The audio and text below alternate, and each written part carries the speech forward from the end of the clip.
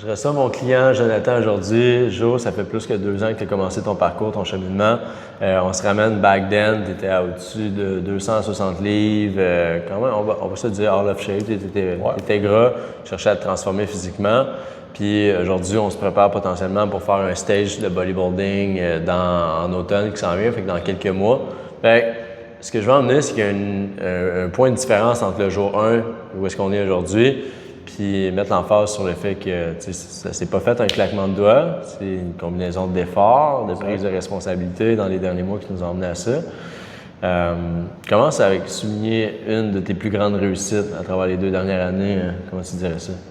Honnêtement, ma plus grande réussite, ça a été de devenir sharp sur tout ce que... Tu sais, mettons, tu te réveilles, puis tu le sais, OK, je m'en vais déjeuner. Après ça, tu fais ton lunch, puis tu sais, tout pacter tes affaires pour rester sharp, puis pas, ben là, je vais aller acheter au dépanneur 2 barres de chocolat pour midi, acheter un lunch au dépanneur, tu sais, juste ça. Fait que ma plus grosse réussite, ça a vraiment été d'être assidu. Ouais. Puis de commencer à tout me setter mes journées du lundi jusqu'au dimanche. Puis, OK, ce jour-là, je vais avoir mon carbs up. L'autre jour après aussi, je vais pouvoir mettre plus de riz dans mon lunch. Fait que ma plus grosse win, je pense que c'est ça, d'être assidu. Puis avoir trouvé le juste milieu entre avoir du fun avec mes amis, puis pas dépasser le fun, puis devenir obèse. C'est ça, c'est ça. Puis, mettons, c'est sûr que ça demande des routines maintenant, tu vas être quelqu'un de plus routinier. C'était-tu quelque chose d'inné chez vous avant ou non? La routine, c'était juste la fin de semaine, tu finis de travailler, tu bois de la bière avec tes collègues, tu vas au restaurant. Fait que ma routine, c'était pas une routine au final. Non, pas du tout. Puis back then, tu recules 2 ans en arrière. Comment ça a été c'est un peu un changement identitaire, un changement de comportement. Tu es habitué de justement le week-end aller brosser avec des chums. Il y a la pizza qui vient ou la poutine après la journée de travail, quoi que ce soit. Ça demande beaucoup de changements. Comment tu as perçu ça? Au début, c'était difficile. Assurément, oui. Mais tu sais, à un moment donné, il faut que tu choisisses est-ce que tu veux changer pour vrai ou tu veux juste dire au monde que tu veux changer. Ouais. Fait que tu sais, j'ai mis dehors tout ce qui était mauvais pour moi. Fait que j'ai perdu énormément d'amis là-dedans aussi. Parce qu'ils se ressemblent, ça semble au final. Puis si tu as des amis qui sont pas sharp, ben, tu le seras pas non plus. Fait que ça a beaucoup de modifications au niveau de l'identité, du cercle d'amis, des habitudes de vie. Mais ça en vaut la peine. Oui. Parce que oui, physique, mais tu sais, si on parle aussi d'énergie, de mental, comme tu dis. L'énergie, c'est... On peut pas s'imaginer à quel point ça fait du bien tant que tu le fais pas. Ouais. Parce que avant, j'avais de la misère à finir mes journées à la job, puis tu sais, des fois, je tremblais un peu, j'avais vraiment... C'est pas des bonnes énergies, là. Tu te fais de poutine, de pizza, de n'importe quoi, limite, là. Fait au final, ta journée de travail, quand tu travailles physiquement, tu le ressens pas mal plus quand tu manges bien que quand tu manges pas bien. Fait que, tu sais, à cette heure, je finis mes journées, j'ai encore du jus pour aller m'entraîner, je suis capable d'avoir une vie au travers de tout ça. Oui, exact. Tu sais, évidemment, c'est beaucoup de changements que Joe a dû faire, qui sont challengeants au début, comme tu dis, qui se font pas du jour au lendemain. Tu l'as dit, on est un peu la somme des gens avec qui on s'entoure. Il y a peut-être des gens qui ont parti dans ce parcours-là, mais il y a d'autres gens, par contre, qui sont apparus puis qui doivent souligner ton travail comme ça. Hey, wow, c'est cool, c'est impressionnant, tu les motives maintenant, tu sais, peut-être même de la famille, des amis, des choses comme ça. Exactement. Beaucoup d'amis surtout, tu sais. Au début, tout le monde ne comprenne pas trop ton mode de vie. Puis, plus ils te voient changer, puis plus ça leur donne envie de changer aussi. Fait que, au final, mon cercle d'amis actuellement, c'est tout du monde qui s'entraîne, pas pour faire de la compétition, mais pour être dans leur plus belle shape à vie. Fait que, ils te demandent des conseils. C'est gratifiant de ressentir que le monde le voit. Qu'est-ce que tu sacrifies pour arriver où est-ce que tu es au final. Exact. Les choix que tu es prêt à faire. Exact. On va se dire, Joe, aujourd'hui, il y a des milliers de coachs en ligne qui pourraient potentiellement t'aider. Pourquoi tu es venu peut-être qu'on a connecté plus ensemble? Pourquoi est-ce que 2 ans après, tu reviens quand même vers moi pour demander de l'aide, pour te préparer pour t'accomplir? Honnêtement, c'est aussi le premier contact qu'on a eu il y a 2 ans. Tu as une approche vraiment différente des autres. Puis ça, pour moi, ça a cliqué tout de suite. C'est plus un humain qu'un coach au final. C'est comme un deuxième En vrai, c'est comme un meilleur ami à distance. Puis, tu sais, peu importe c'est quoi, tu peux l'appeler, tu peux le texter, puis il va être là pareil. Tu sais, peut-être pas à 3 h du matin, mais aussitôt qu'il va se réveiller, tu sais, il va reprendre un contact, genre, hey, c'est what's up, c'est quoi qui se passe. Puis, tu sais, moi, ça, je recherche ça parce que quand tu payes pour quelque chose, c'est un peu plate que tu fais juste te texter le dimanche, hey, ton check-in, puis après ça, tu n'as pas de nouvelles pendant. Tu réponds aux stories, tu envoies des messages, hey, what's up, il se passe quoi? Puis c'est plus comme une relation d'amitié qu'on a ensemble que coach, puis juste on se tient à ça. Là. Ben, c'est que l'accès à l'information est important. Des programmes d'entraînement, la technique, le comment faire, mais sans. Puis moi, j'offre ça parce que c'est quelque chose que je cherche dans mon type d'accompagnement, c'est d'avoir une personne qui est, comme tu l'as dit, humain, qui va pouvoir comprendre ta réalité. Puis c'est que, tu sais, les 3/4 des gens ne sont pas des athlètes, puis même 95% des gens ne sont pas des athlètes temps plein. Tu sais, tu as une vie personnelle, tu as une vie professionnelle, il peut arriver des contraintes dans ta vie, même, peu importe, name it, c'est la vie étant la vie. Il faut savoir s'adapter à ça, comprendre ces choses-là. Puis si finalement le coach il est juste il t'a pas fait ce qu'il fallait puis il te tape sur les doigts, comment ça va te faire sentir? Juste plus comme la merde, penses-tu que ça va te donner le goût d'en faire plus? Non, puis tu sais, tu vas détériorer ta relation avec le coach d'un, puis tu sais, ça va avoir aussi un gros impact sur comment tu te sens mentalement puis physiquement au courant de tes journées. Parce que tu n'arrêtes pas de te culpabiliser d'avoir, on va dire, à manger au resto quand tu pouvais pas. Fait que tu sais, là, tu vas te mettre à cacher des choses à ton coach. Fait que là, vous allez juste prendre vos distances, puis à un moment donné, ben, ça fera plus effet. Fait que tu vas reprendre probablement tous les livres que tu as perdus ou toutes les mauvaises habitudes que tu avais perdues. Fait que non, c'est pas quelque chose qu'il faut faire.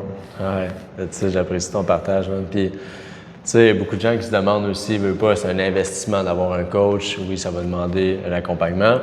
Mais si tu regardes, tu sais, l'argent que tu as investi dans le coaching, ce que ça t'a rapporté, puis aussi, back then, c'est facile de dépenser 200, 300, 400 pièces par mois en malbouffe, consommation. Puis, tu sais, on peut se dire, il y a l'alcool, il y a les drogues, il y a tout. Tu sais, je veux dire, on est humain encore une fois. Il y a tout ça qui existe dans le monde où on est. Fait que la surconsommation, c'est plate, mais c'est ce qui nous rend broke, puis pas en shape, puis tous ces problèmes-là. Exactement. Puis c'est souvent, ça aide la surconsommation, ça peut être de la micro-surconsommation, c'est que tu t'en rends pas compte. Exact, tu sais, Netflix, Spotify, puis toutes ces choses-là qu'au final, tu n'as pas tant besoin, mais que tu dis, ben là, après ça, il y a les restaurants, quand tu vas au dépanneur, OK, ben je vais me prendre 3 Monsters, 3 pour 8, au lieu d'en prendre une à 4 piastres. Fait que tu sais, à la place d'investir tout ton argent dans ça, ben au final, avoir un coach, c'est pas mal plus rentable. En tout cas, pour ma part, moi, j'aime mieux dépenser dans ce qui me rend santé que... Investir sur toi. Exact. Que comme avant, puis je vais aller acheter une bière, on va se sous la gueule, on va aller avec mes amis, on va consommer, fuck it, on recommence demain. Fait que moi, je trouve que ça vaut vraiment la peine d'investir une grande partie de mon argent dans ma santé puis mon état d'esprit. Vraiment cher. Je partage le même message. Je suis curieux, est-ce que tu penses même que ça a un impact sur peut-être le rendement que tu peux emmener au travail? Tu es plus cher, tu es plus rapide. Peut-être que tes boss vont te voir, hey man, le jeune il est capable de faire la job ou le walk the talk. C'est sûr que si tu es plus en shape puis que tu es plus. Mentalement, tu te sens mieux, tu vas être plus efficace partout, dans toutes les sphères de ta vie. Exact. Fait que oui, au travail, ça va apporter aussi des opportunités que tu n'aurais pas nécessairement eues si tu étais encore, mettons, pas en forme. Fait que moi, je pense que même sur l'aspect du travail, ça a un grand impact sur ce que tu peux offrir et ce qu'eux peuvent t'offrir aussi. Un leadership naturel, tu sais, quand tu prends confiance de ton corps, évidemment, ben tu vas prendre confiance dans ce que tu fais, avec qui tu parles, puis tu risques d'être plus entreprenant plutôt que de te mettre à l'écart. Puis, fait que moi, j'en suis convaincu à 100%. Tu sais, on parle de travail, mais c'est la même chose dans des relations personnelles, des relations professionnelles. Je suis convaincu que, puis par expérience vécue, clairement qu'aujourd'hui, je suis beaucoup plus entreprenant dans toutes circonstances parce que j'ai bâti cette confiance-là. Puis pas juste parce que j'ai un physique découpé, mais tout ce qui vient avec. T'sais. On n'a pas parlé directement de discipline, mais de bâtir des habitudes puis des routines qui font en sorte que tu as détruit tes vieux comportements qui te gardaient out of shape, qui te gardaient gros, puis que tu as maintenant des habitudes qui te permettent d'être justement à tes affaires, de bien manger, ça se reflète sur ta santé, sur ton corps. Ben ça, c'est de la discipline, ça donne confiance. C'est un momentum. Exact. Puis après ça, c'est une roue qui... C'est un effet boule de neige. Tu sais, au début, tu es plus dans l'ombre, puis tu n'oses pas trop. Puis tu sais, plus tu avances dans le processus, puis plus tu deviens avare de... Tu veux tout le temps être le spotlight, puis tu sais, fait que ça va apporter que des bénéfices au final. Là. Au début, ça sera pas trop, puis à un moment donné, tu vas vraiment, là, OK, ouais, là je veux avoir de l'entre-gène. Fait que... Tellement. 2 ans, on l'a dit, c'est pas un claquement de doigts. Il y a sûrement au moins minimum une fois, potentiellement plus, que tu as peut-être eu le goût de give up, d'arrêter, de lâcher. Ça t'est-tu arrivé ou des moments de stagnation que tu es comme là, hey, je fais tout ça, puis j'ai l'impression que. Oui, il y a eu plusieurs phases aussi. Là, puis tu te regardes dans le miroir, pourquoi je fais ça? À quoi ça sert? Puis tu sais, ça peut être des relations qui se terminent, ça peut être le travail, ça va pas trop bien, puis tu sais, c'est là que tu vas vraiment être avec ça dans ta tête, puis tu te poses des questions sans cesse, puis l'important, c'est juste de voir la lumière au bout, puis de te rappeler t'étais où au départ, où est-ce que tu veux t'en aller, puis c'était quoi la raison au début, de pourquoi que tu as entrepris de prendre soin de toi, puis de vouloir te mettre en shape, de vouloir... puis c'est pas nécessairement juste la shape physique, ça peut être juste aussi mental, au niveau des émotions, d'être capable de te gérer toi-même. Fait que, il faut que tu te rappelles ça à tous les jours, même quand ça va pas bien. Après ça, tu développes la constance, l'assiduité, puis après ça se fait tout seul.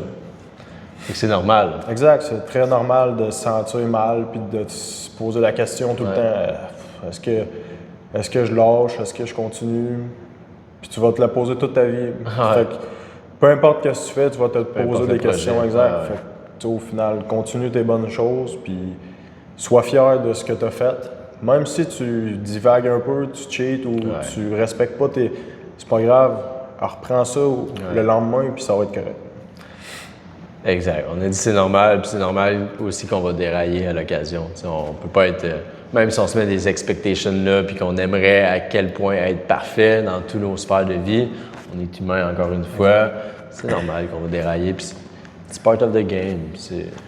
Puis je pense que c'est mieux de dérailler une fois de temps en temps que se priver à mort, puis après ça, à un moment donné, juste devenir fou, puis dérailler pendant 2 semaines complètes. Là. Quand j'ai un craving de quelque chose, je suis pas supposé, mais je me prive pas. Fait que j'ai envie de chocolat, je vais aller m'acheter une boîte de chocolat, puis ça finit là, puis après ça, pendant 3, 4, 8 jours, je vais être sa coche.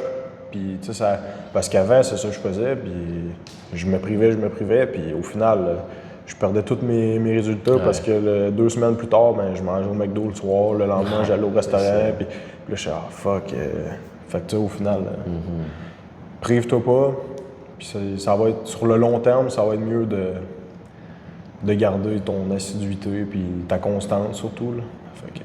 Ça finit qu'on aime plus le processus. Tu aimes clairement plus ça comme ça que c'est tout le temps restrictif. C'est sûr qu'à un moment donné, on va virer fou. Il y en a des cyborgs qui sont capables de 100% locked-in puis jamais avoir de plaisir. Puis ça les... Mais on n'est pas tous comme ça. C'est très, très rare que on a besoin d'un peu de dopamine. Puis fait le processus se fait 100 fois mieux quand on est capable de se dire « OK, ben là, je vais me prendre ça, je vais me contenter de ça. » Puis se doser aussi, tu as un craving de food truck, tu ne prends pas tous les items du menu, là, un item, puis après ça, mentalement, ça va aller mieux aussi. That's it, man. Félicitations pour tes progrès. Merci. C'est très, très cher. Puis on a notre objectif novembre qui reste à confirmer, mais qui intéresse pas mal Joe, donc sur un stage de bodybuilding. Fait que ça, c'est un extrême parmi tant d'autres. Il y en a que ça va être dans des sports d'endurance, il y en a que... Pas grave, il faut juste que tu t'attaches à quelque chose. T'sais, on veut un objectif sur lequel se cibler, puis ensuite, on bâtit le chemin pour s'y rendre.